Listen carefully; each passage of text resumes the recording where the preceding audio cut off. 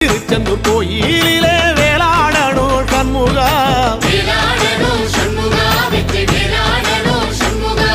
பிள்ளை ஆண்டான் பிள்ளை என வரம் கொடுக்கணும் சண்முகா,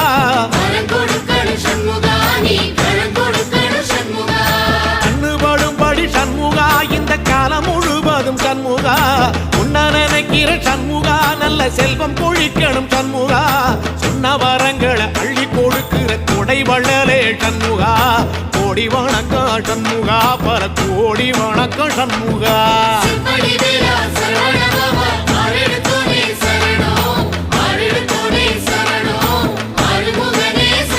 ஐயா